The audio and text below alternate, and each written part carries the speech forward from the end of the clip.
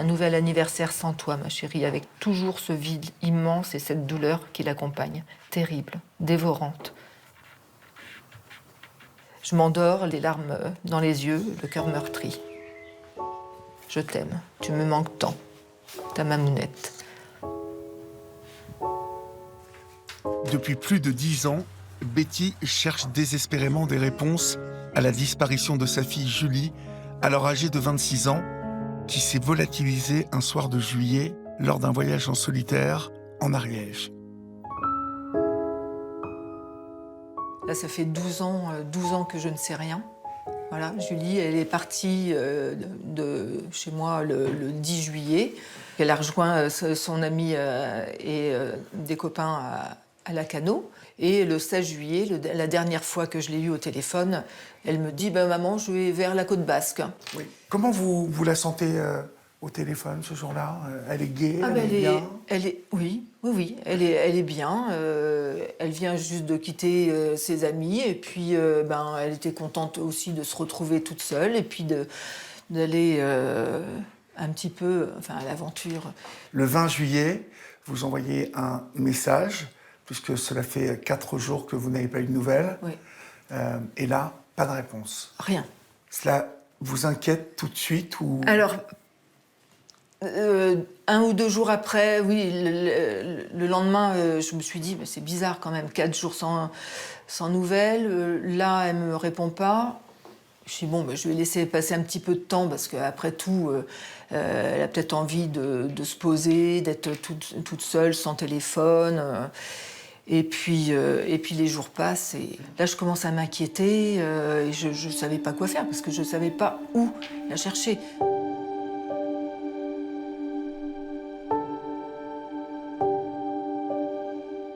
La disparition de Julie, j'ai ouvert un cahier.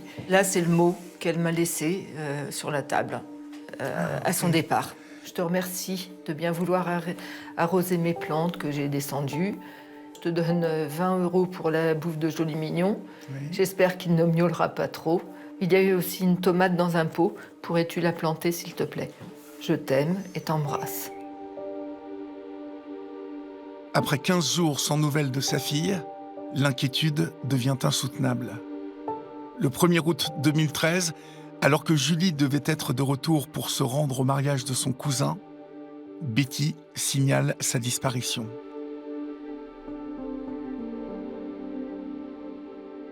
Je vais à l'hôtel de police et j'explique un truc. La nana, elle me dit non.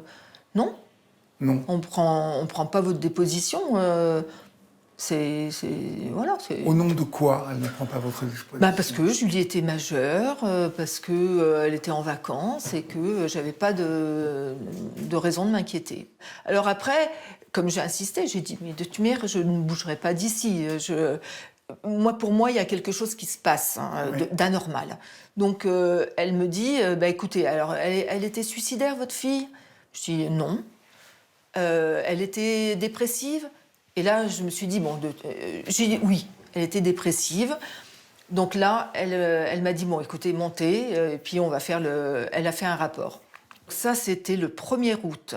Et en fait, après, j'ai su que le 31 juillet, la voiture avait été retrouvée. Mais comme ce n'était pas le même service, ils n'ont pas fait le rapprochement et on a perdu encore 5-6 jours. Et donc c'est quand j'étais au travail le 5 août, là je reçois un appel de la gendarmerie d'Aoust, en Ariège, en me disant écoutez, Madame Lefebvre, on a retrouvé la voiture de votre fille au port de Lers. Sur un parking. Au port de Lers. Pour Betty, cette découverte est un signe de plus que quelque chose de grave est arrivé à Julie. Elle se rend immédiatement sur place.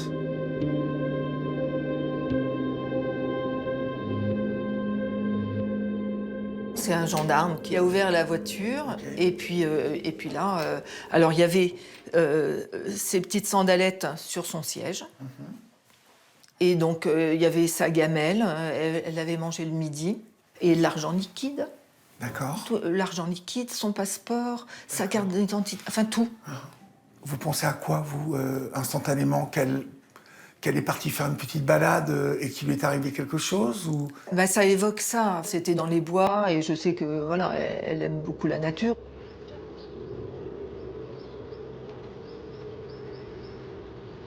Sur place, Betty contacte les médias et placarde des avis de recherche partout dans les villages voisins.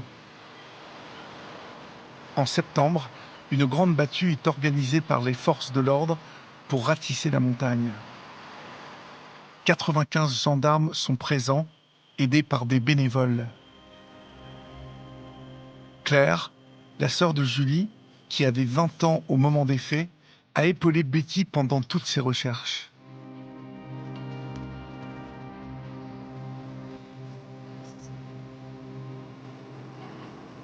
Au tout début, je suis en colère après elle.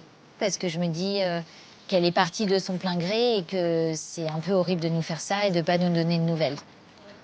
Et après, l'inquiétude prend le pas, la tristesse et beaucoup moins la colère. Toi, tu vas à l'anniversaire de Lucie le mois prochain? Ouais. Ouais, je sais. Qu'est-ce qui vous différenciez toutes les deux d'un point de vue de trait de caractère? Je dirais que Julie, elle était assez ésotérique, elle était vachement branchée là-dessus. Moi, je suis plus terre à terre, on va dire. Et moi, j'étais plus à l'aise avec les gens en société. J'étais quelqu'un de très sociable. Julie, elle était plus solitaire. Elle avait plus de mal à se faire des amis par rapport à moi. Le tempérament solitaire de Julie s'est révélé dès l'enfance, au moment du divorce de ses parents. Elle a 12 ans et tisse avec son père une relation à la fois fusionnelle et toxique. À l'époque, quand on était jeunes, on trouvait que chez notre père, on avait beaucoup plus de liberté. C'était la fête, il avait tout le temps des amis à la maison. On pouvait veiller jusqu'à tard. On parle d'un père qui était en adoration de ses filles. Bah, surtout de Julie. De Julie. Surtout de Julie. Ouais. Voilà. Il avait une admiration pour elle jusqu'au moment où elle atteignait un petit peu l'objectif qu'il lui donnait. Et à partir du moment où elle excellait dans le même domaine que lui, en fait, ça le dérangeait parce qu'il ne supportait pas qu'on puisse être meilleur que lui. Et du coup, il nous écrasait à chaque fois. Et je pense que Julie en a beaucoup subi les conséquences de ça. Et ça lui a vraiment enlevé beaucoup de confiance en elle. Il faut dire que notre père, il avait des problèmes d'alcool, il était alcoolique. Oui. Et au fur et à mesure des années, en fait, sa santé se dégradait, sa santé mentale, il devenait méchant, aigri. Et voilà, je pense qu'elle était encore à la recherche du père qu'on avait quand on était petite. Fragilisée par l'état de santé de son père et en quête de sens, Julie devient membre de la secte Enki qu'elle suit sur Internet. Elle mène une vie austère, rythmée par la pratique intensive du yoga et de nombreuses prières quotidiennes.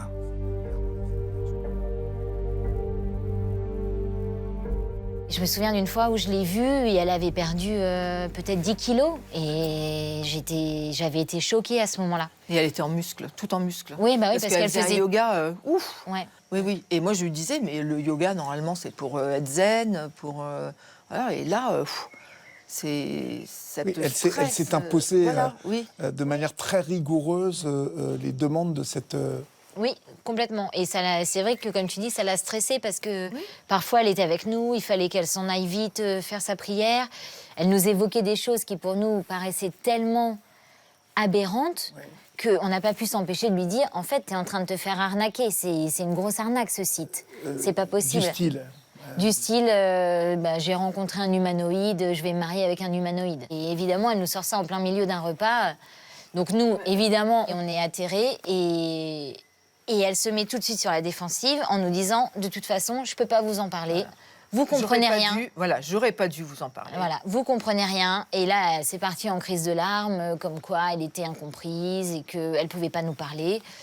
Et du coup, on a changé de sujet. Et après, je me souviens que toutes les deux, on s'est envoyé le lien du site et on s'est dit, c'est n'importe quoi. Qu'est-ce qu'on peut faire pour arrêter? Et en fait, il y avait C'était trop tard. C'était trop tard et l'emprise était trop forte. dans tous les cas, et on ne pouvait rien faire vu que c'était une adulte. Après la disparition de Julie, les femmes de la famille se sont rassemblées autour de Betty. Patricia, sa sœur, l'a épaulée lors des recherches et des démarches juridiques. Ça nous a rapprochés, ça a vraiment renforcé notre relation, même tout au sein de la famille. Comment est-ce que vous en parlez entre vous d'une manière assez naturelle? Avec Betty, on en parlait Ah oui, vraiment oui, oui, maintenant, oui, moi mais, j'évite pas. les premières années, moi je pouvais pas s'en pleurer, quoi. J'arrivais pas. Le père de Julie, lui, est décédé 1 an après la disparition de sa fille. Comment a-t-il vécu, lui, cette disparition? Je pense qu'il l'a très très mal vécu parce qu'il était très proche de Julie. C'est aussi pour ça qu'il est décédé peu de temps après. Je pense que ça l'a vraiment atteint profondément. Mais en tout cas, il s'est jamais impliqué dans les recherches, il t'a jamais soutenu, il t'a jamais aidé. C'était le refus total. Ouais. Hein, Il était vraiment dans le déni mais, aussi. Je pense voilà, que pour lui, elle était partie de son plein gré. Et il se disait, elle reviendra quand elle aura envie de revenir. Et je pense que c'était sa manière vraiment de se protéger aussi. 2 ans après la disparition de sa fille, l'enquête est au point mort et Betty commence à baisser les bras quand elle reçoit un coup de fil inattendu. Un parfait inconnu vous contacte. Que vous dit-il? Eh bien, il m'explique qu'il était en vacances à 50 km du port de Lers avec sa famille. Il est breton et donc il a dit un port en pleine montagne, ça m'intrigue. Et donc, avec sa femme et ses 2 enfants, ils y sont allés. Et il est tombé sur la fiche de Julie.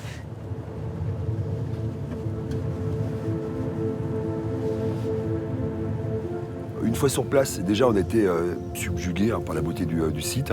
On s'y est arrêté. C'est là que j'ai remarqué la petite affiche qui mentionnait la disparition d'une jeune femme. Il y a une forme d'émotion et donc on se transpose un petit peu en tant que parent. On se pose réellement des questions de savoir est-ce que, à mon niveau, je suis en mesure de pouvoir aider d'une façon ou d'une autre à résoudre cette énigme-là.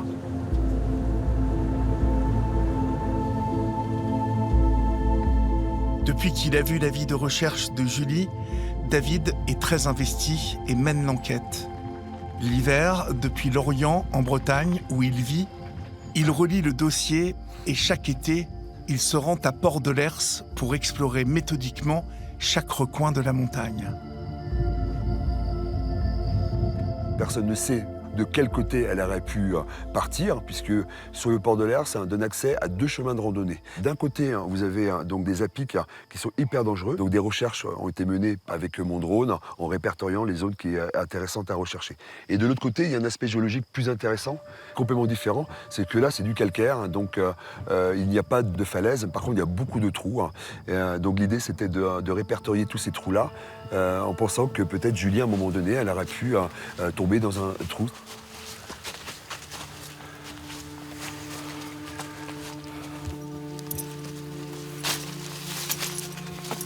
Donc là, j'ai une corde qui fait à peu près une trentaine de mètres. Donc là, le gouffre est estimé à 20 mètres. Voilà. Ok. Donc voilà la caméra fabrication maison qui permet plus facilement de fouiller les trous. Et comme tel un fil à plomb, de descendre la caméra et sonder le fond. On cherche le meilleur angle possible. Donc là, je descends. Voilà, je regarde, il y a un lit de feuilles au fond, donc ce serait peut-être intéressant quand même d'aller fouiller, mais bon. Et au moins de se renseigner sur ce trou-là.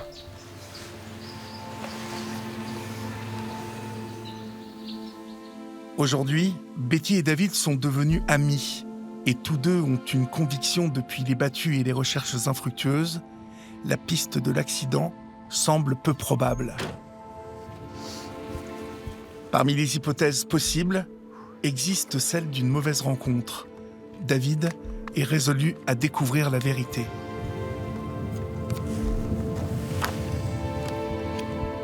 Betty, on trouvera quelque chose. Je vous promets qu'on trouvera quelque chose. Je lui ai dit ça en 2016.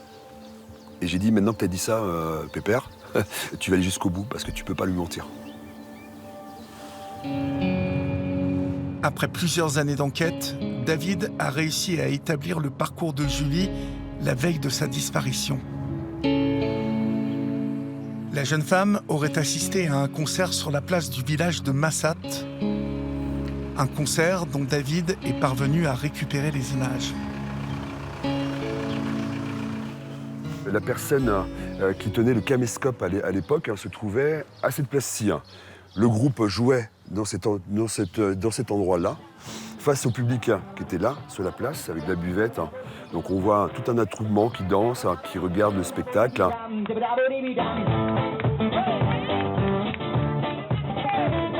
Et là, on s'est dit, on va peut-être voir Julie. On avait mentionné dans ses SMS qu'elle avait assisté à une fête de village, sans mentionner le village de Massat, avec un concert. On avait toute la matière pour voir Julie sur les vidéos, sur les images. Et malheureusement, pas de Julie. Plusieurs témoignages certifient que la jeune femme s'est bien rendue dans ce village. Au moment des faits, un homme aujourd'hui accusé pour le meurtre d'une mère de famille au cours d'une rave party dans ce même village était déjà présent en 2013. Des similitudes entre les deux affaires qui ont interpellé les habitants. Il y a eu l'histoire avec il n'y a pas longtemps. Alors, le fameux, il a été incarcéré parce qu'on le suspecte d'être à l'origine de la disparition de Fadila. Ouais. Ce qui est quand même étrange, qui se ressemble aux deux victimes. En termes de disparition, ouais. En termes de disparition, c'est que le corps, on ne l'a pas retrouvé là-haut. Ni les deux, ni l'autre. Non. Donc ça correspond quand même à une méthode... Il y a quelque chose il y a des similitudes effectivement sur les deux affaires en termes de disparition, de ne pas retrouver les corps. Ouais. Et on ne sait pas si réellement il était présent sur le marché nocturne en 2013. Ouais. Après, je sais qu'il est assez sportif, il aime bien l'escalade, ce genre de choses.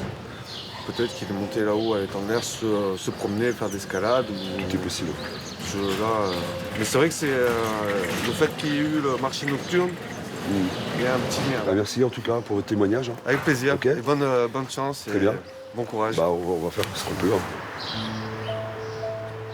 La piste d'une mauvaise rencontre, les enquêteurs ne l'avaient pas envisagée au moment de la disparition de Julie, convaincus de la piste accidentelle ou suicidaire.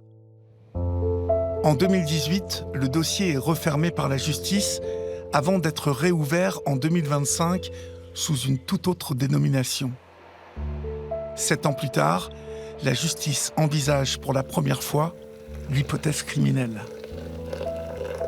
En avril 2025, donc le dossier est réouvert. Sous quelle dénomination est-il réouvert ? Homicide, enlèvement ou séquestration.